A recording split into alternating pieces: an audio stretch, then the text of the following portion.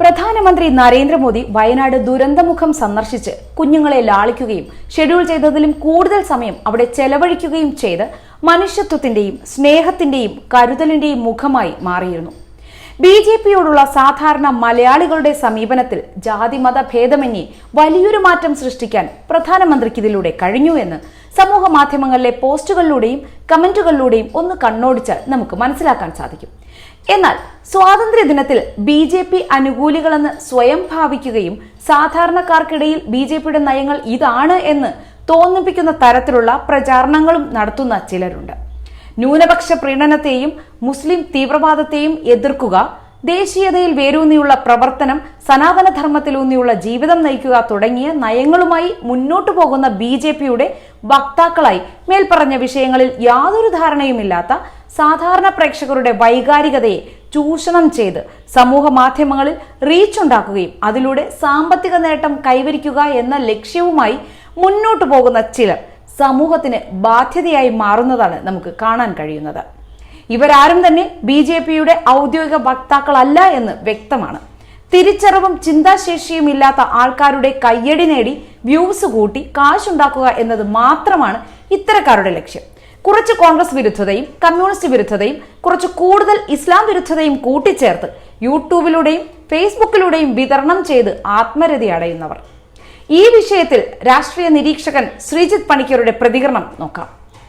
സവർക്കറെ ബി.ജെ.പിക്കാർ promote ചെയ്യുന്നതിനൊപ്പം മഹാത്മാഗാന്ധിയെ degrade ചെയ്യുന്നത് എന്തിനാണെന്നാണ് താങ്കൾ കരുതുന്നത്?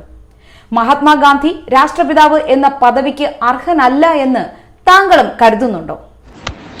ഇത് വളരെ കറക്റ്റ് ആയിട്ടുള്ള ഒരു ഒബ്സർവേഷൻ ആണ്. അത് ഇവർ കാണിക്കുന്ന ഒരു മണ്ടത്തരമാണ് ബേസിക്കലി. അതായത് സവർക്കർ ഒരു സ്വാതന്ത്ര്യ സമര സേനാനിയാണെന്ന കാര്യത്തിൽ സംശയമൊന്നുമില്ല. പുള്ളി അവർക്കെതിരെ സമരം ചെയ്തതുകൊണ്ടും വളരെ റെവല്യൂഷണറി ആയിരുന്നതുകൊണ്ടും ഒക്കെ തന്നെയാണ് ആളിനെ അവർ അറസ്റ്റ് ചെയ്യുകയും ജയിലിൽ പീഡിപ്പിക്കുകയും ഒക്കെ തന്നെ ചെയ്തത്. പക്ഷേ ഒരു സൈഡിൽ സവർക്കറെ ഗ്ലോറിഫൈ ചെയ്യുന്നതിനോടൊപ്പം തന്നെ പല ആൾക്കാരും അപ്പുറത്തെ സൈഡിൽ മഹാത്മാഗാന്ധിയെ താഴ്ത്തി കാണിക്കാനായിട്ട് ശ്രമിക്കുന്നുണ്ട്. അപ്പോൾ അങ്ങനെ ചെയ്യുന്നത് ശരിയല്ല. മഹാത്മാഗാന്ധിയുടെ കോൺട്രിബ്യൂഷൻസ് ഒക്കെ തന്നെ ഒരു കാര്യമില്ലാത്തതാണെന്ന രീതിയിലത്തേക്കൊക്കെ പ്രചരിപ്പിക്കാനായിട്ട് ആൾക്കാർ ശ്രമിക്കുന്നത് വലിയ അബദ്ധമാണ്. കാരണം അങ്ങനെ ആവുമ്പോൾ വളരെ പോപ്പുലർ ആയിട്ടുള്ള ഒരു ഫിഗറിനെ ആ രീതിയിലത്തേക്ക് കാണിക്കുമ്പോൾ ഒന്നാമത്തെ അക്സെപ്റ്റൻസ് പോകും. അതിനോടൊപ്പം തന്നെ അദ്ദേഹത്തിന്റെ റൈവലായിട്ട് നിന്നിരുന്ന ഒരാളിനെ പൊക്കി കാണിക്കുകയും കൂടെ ചെയ്യുന്ന സമയത്ത് അതൊരു അജണ്ട ബേസ്ഡ് പ്രൊപ്പഗണ്ടയാണ് എന്ന രീതിയിലത്തേക്ക് മാത്രമേ ആൾക്കാർ കരുതത്തുള്ളൂ. ശരിക്കും ഇവർ ചെയ്യേണ്ടതെന്ന് വെച്ച് കഴിഞ്ഞാൽ ഈ നമ്മുടെ അഹിംസ സ്ട്രീമിനോട് താല്പര്യമില്ല എങ്കിൽ അതിനെ ആശയപരമായിട്ട് എതിരിടുക എന്നുള്ളതാണ്. അത് ചെയ്യുന്നതിന് തെറ്റൊന്നുമില്ല. ഇപ്പൊ ഭഗത് സിംഗ് ആണെങ്കിലും പിന്നെ സുഭാഷ് ചന്ദ്രബോസ് ആണെങ്കിലും ഒക്കെ ചെയ്തിരുന്ന അതാണല്ലോ. അവർക്ക് അഹിംസ എന്ന് പറയുന്ന സ്ട്രീമിനോട് താല്പര്യമൊന്നുമില്ല. പക്ഷെ എന്ന് കരുതി അതിലുള്ള ആൾക്കാരെയോ ഒന്നും അവരെ ഇകഴ്ത്താൻ വേണ്ടിയിട്ട് ശ്രമിച്ചിട്ടില്ല. നേരെ മറിച്ച് ഇപ്പൊ കാണുന്ന പലതും അങ്ങനെയാണ്. അവര് ഇപ്പം പലപ്പോഴും നമ്മൾ കാണാം ഗാന്ധിക്കൊന്നും യാതൊരു വിധത്തിലുള്ള സ്കോപ്പും ഇല്ല, നെഹ്റുവിന് യാതൊരു വിധത്തിലുള്ള സ്കോപ്പും ഇല്ല എന്ന രീതിയിലത്തേക്ക് താഴെത്തട്ടിലുള്ള പ്രവർത്തകർ മാത്രമല്ല മുകളിൽ തന്നെ നാഷണൽ ലീഡർഷിപ്പിൽ തന്നെ അങ്ങനെ വരാറുണ്ട്. മുമ്പ് എനിക്ക് ഓർമ്മയുണ്ട്, ഞാൻ തന്നെ ഏഷ്യാനെറ്റിൽ ഒരു ചർച്ചയിൽ പങ്കെടുത്തിരുന്നു. പിന്നെ ഇവരെ എന്തോ ഫ്രീഡം റിലേറ്റഡ് എന്തോ സുവനീറോ അങ്ങനെ എന്തോ ഇറക്കുന്ന സമയത്ത് അതിനകത്തിൽ നെഹ്റുവിനെ പറ്റി യാതൊരു കോൺട്രിബ്യൂഷനും ഇല്ല.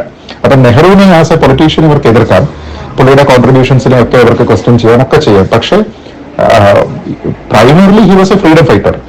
ആ നിലയ്ക്കുള്ള അദ്ദേഹത്തിന്റെ ഒരു കാര്യത്തിനെയും ഡിസ്കൗണ്ട് ചെയ്തുകൊണ്ട് ഇവർക്ക് ചെയ്യാൻ പറ്റത്തില്ല. അപ്പൊ ഇവർ കാണിക്കുന്ന ഏറ്റവും വലിയൊരു മണ്ടത്തരമാണ് സ്വന്തം ഐക്കൺസിനെ ഉയർത്തി കാണിക്കണമെങ്കിൽ മറ്റുള്ളവരെ അല്ലെങ്കിൽ അവർക്ക് ഓപ്പോസിറ്റ് ആയിട്ട് നിന്നിരുന്ന ആൾക്കാരെ താഴ്ത്തി കാണിക്കണം എന്നുള്ള ഒരു ചിന്ത ഇവർക്ക് എവിടെയോ ഉണ്ട്. അത് വലിയ അബദ്ധവുമാണ്, കൗണ്ടർ പ്രൊഡക്റ്റീവുമാണ്. അത് അവർക്ക് മനസ്സിലാകാത്തത് എന്താണെന്നുള്ളതാണ് എനിക്കറിയാത്തത്.